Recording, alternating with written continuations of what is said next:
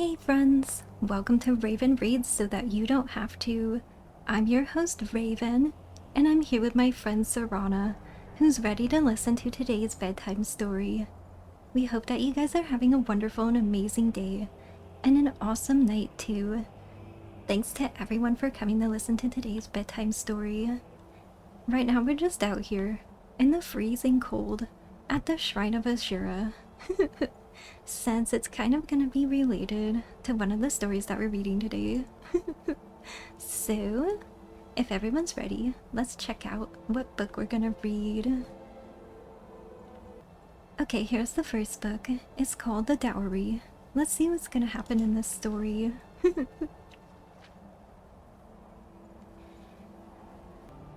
Inalai was the wealthiest landowner in Gunal, and he had over the years saved a tremendous dowry for the man who would marry his daughter Jennifer.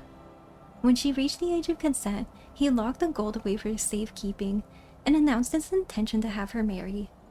She was a comely lass, a scholar, a great athlete, but dour and brooding in aspect. This personality defect did not bother her potential suitors any more than her positive traits impressed them. Every man knew the tremendous wealth that would be his as the husband of Jennifer and son-in-law of Inalai. That alone was enough for hundreds to come to Gunal to pay court. "The man who will marry my daughter," said Inalai to the assembled, "must not be doing so purely out of avarice. He must demonstrate his own wealth to my satisfaction."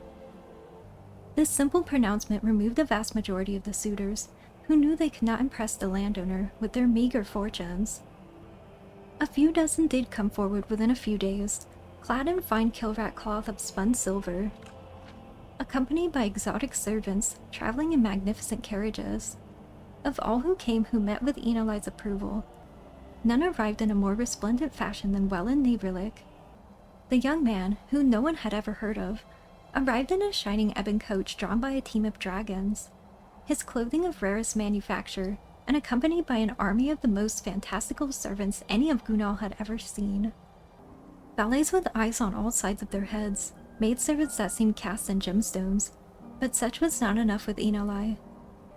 "The man who marries my daughter must prove himself an intelligent fellow, for I would not have an ignoramus as a son-in-law and business partner," he declared. This eliminated a large part of the wealthy suitors, who through their lives of luxury had never needed to think very much, if at all. Still, some came forward over the next few days, demonstrating their wit and learning, quoting the great sages of the past, and offering their philosophies of metaphysics and alchemy. Welland Neverlick too came, and asked Inalai to dine at the villa he had rented outside of Gunal. There the landowner saw scores of scribes, working on translations of all the merry tracts, and enjoyed the young man's somewhat irreverent but intriguing intelligence. Nevertheless, though he was much impressed with Welland Neverlick, Inalai had another challenge. "I love my daughter very much," said Inalai, "and I hope that the man who marries her will make her happy as well. Should any of you make her smile, she and the great dowry are yours." The suitors lined up for days, singing her songs, proclaiming their devotion, describing her beauty in the most poetic of terms. Jennifer merely glared at all with hatred and melancholia. Inalai, who stood by her side, began to despair at last. His daughter's suitors were failing to a man at this task. Finally, Welland Neverlick came to the chamber. "I will make your daughter smile," he said. "I dare say I'll make her laugh, but only after you've agreed to marry us. If she is not delighted within 1 hour of our engagement, the wedding can be called off."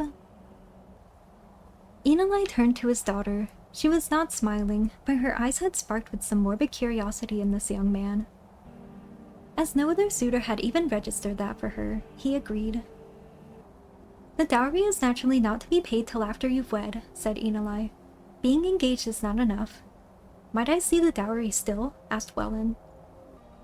Knowing how fabled the treasure was, and understanding that this would likely be the closest the young man would come to possessing it, Inalai agreed. He had grown quite fond of Welland. On his orders, Welland, Inalai, glum Jennifer, and the Castellan delved deep into the stronghold of Gunal. The first vault had to be opened by touching a series of runic symbols. Should one of the marks been mispressed, a volley of poisoned arrows would have struck the thief. Enoli was particularly proud of the next level of security. A lock composed of blades, with 18 tumblers, required 3 keys to be turned simultaneously to allow entry.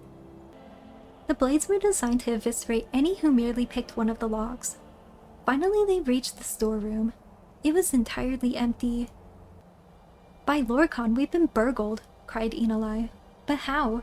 Who could have done this?"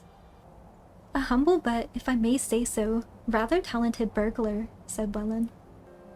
"A man who has loved your daughter from afar for many years, but did not possess the glamour or the learning to impress.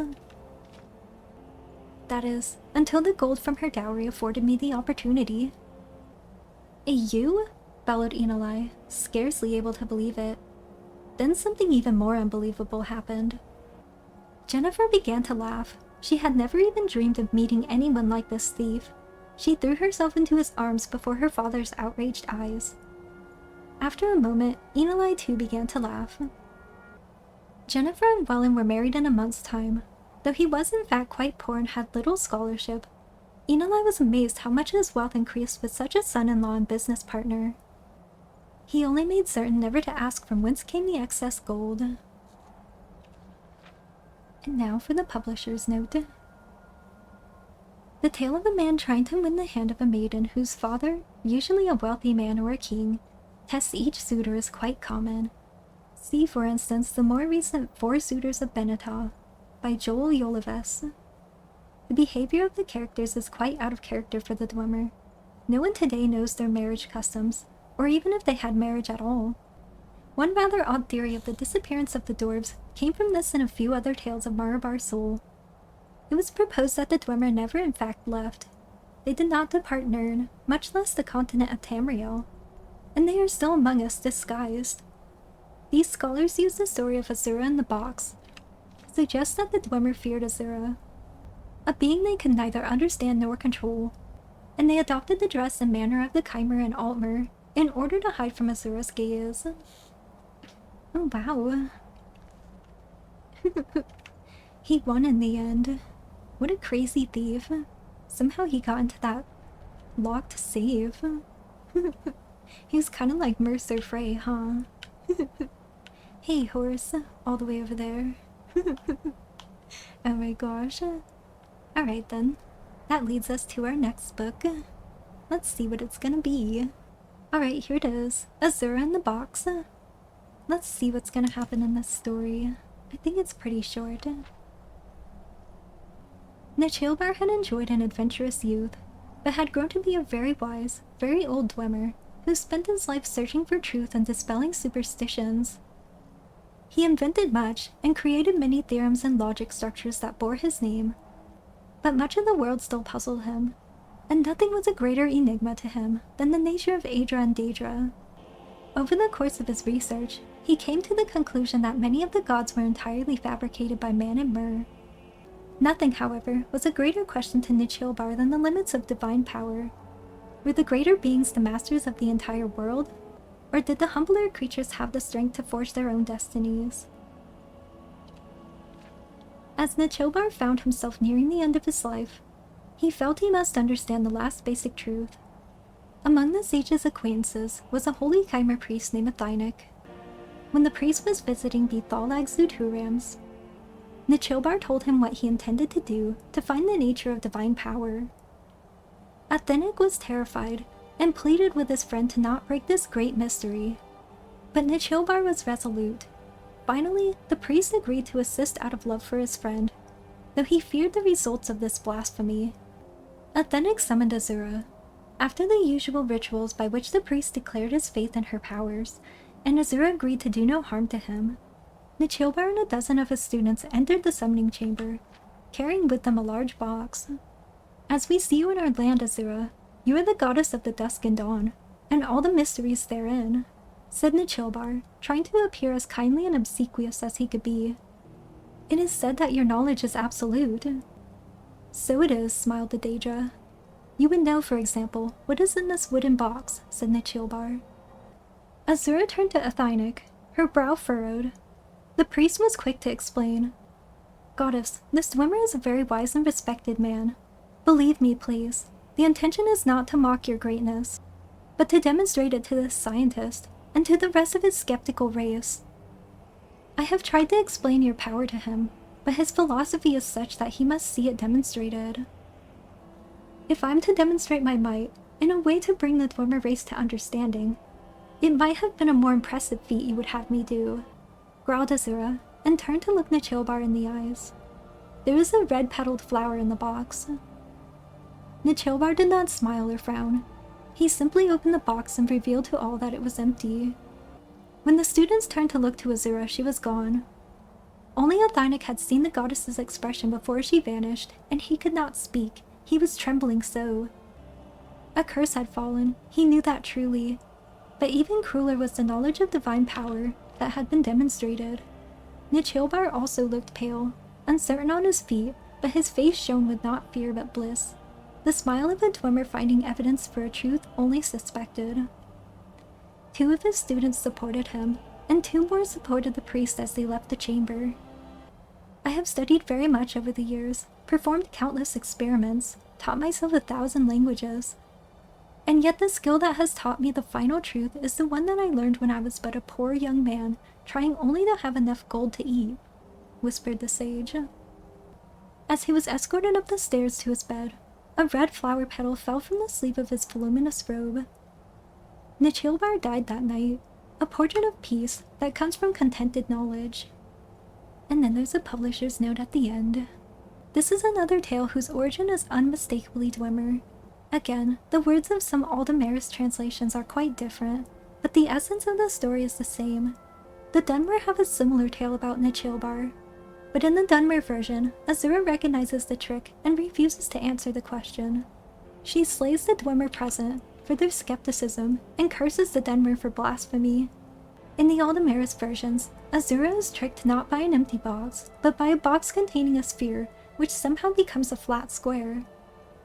Of course, the Aldemaris versions, being a few steps closer to the original Dwemer, are much more difficult to understand.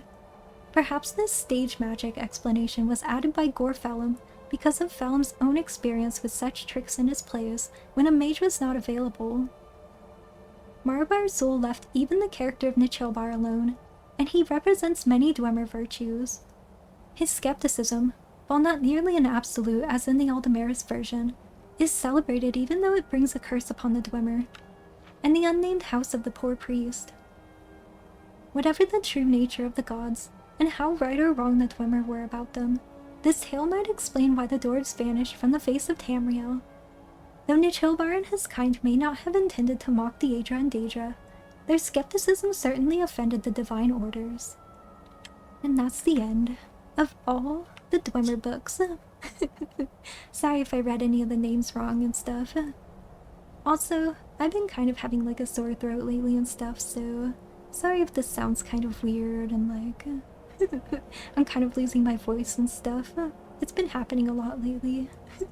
I don't know why, I think it's allergies or something. Anyways, I hope you guys enjoyed those stories. And I'll see you guys again in the next episode when we read some more. Thanks for watching, everyone. Thanks for coming to listen to today's bedtime story. And I'll see you guys again next time. Bye for now.